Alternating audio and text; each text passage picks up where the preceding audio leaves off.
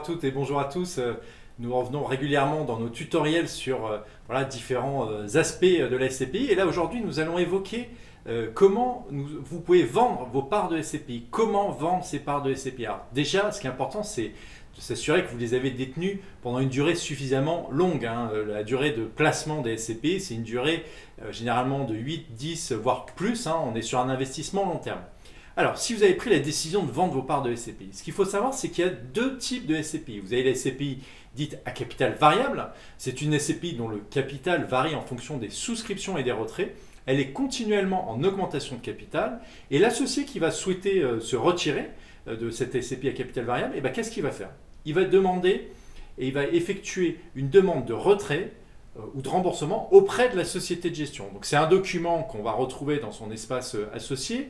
On va envoyer en lettre recommandée à la société de gestion cette demande de retrait et s'il y a des souscriptions régulières et que la demande est acceptée uniquement si elle est compensée par la souscription d'un nouvel associé entrant. Et donc si c'est le cas, vous allez recevoir le montant correspondant à la valeur de retrait. Donc c'est important de regarder quelle est la valeur de retrait. Vous n'hésitez pas à le regarder sur meilleurscp.com, vous aurez cette information bien évidemment. Une fois que vous avez donc fait cette demande et qu'elle est acceptée, vous recevez les fonds. Donc, généralement, c'est une petite quinzaine de jours. Les sociétés de gestion, quand le marché est un marché tout à fait, j'allais dire fluide, c'est une quinzaine de jours. On a une autre catégorie, c'est les SCPI à capital fixe. Alors là, c'est un petit peu différent.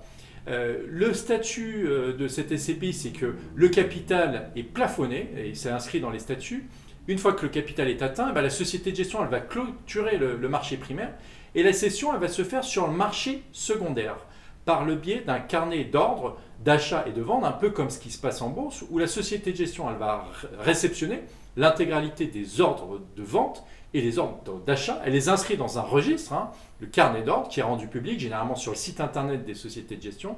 Et suite à la confrontation des ordres, un prix d'exécution est déterminé et retenu comme prix de vente. Donc il faut que vous mettiez un prix de vente qui est cohérent par rapport aux acheteurs. Voilà, donc c'était les deux façons de vendre ces parts de SCPI. Soit vous êtes sur une SCPI à capital variable, soit une SCPI à capital fixe. N'hésitez pas à poser vos questions dans les commentaires de la chaîne YouTube. On pourra y répondre avec grand plaisir. Bonne journée et à bientôt.